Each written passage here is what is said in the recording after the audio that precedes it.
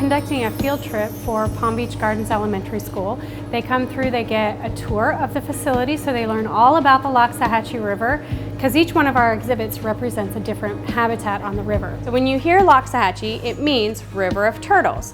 Then they also get an additional program. Today we're learning about water properties. What makes water water? Why is water important? And what are some of the things that they know about water? We discuss density, buoyancy, and a lot of the different characteristics of water. And I put the salt water in underneath the fresh water, and it pushed it up because, right, the fresh water is going to float on top of the salt water. We've been looking around at all the different kinds of fish. We did an experiment on the different kinds of water, like the salt water and the fresh water. There were two little boats, and we set them in the water, and we put heavy and light stuff in there. Then we'd see if it sink or float. If you just kind of drop things in, it's probably going to sink, but if you're careful and lay them in gentle and balance your boat, it'll take longer to sink. There was fresh water on this side and salt water on this side.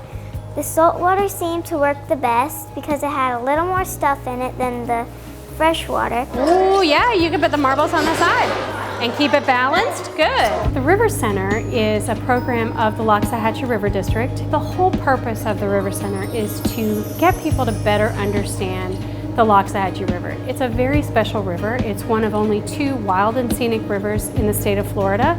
This is a mangrove. Good job.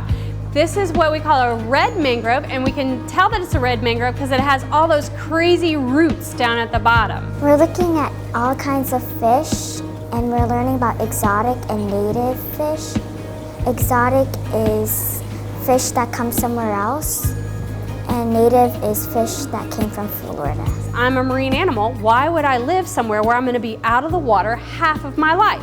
We learned about all the new kinds of fish. I had no clue that there was a big fish like that before.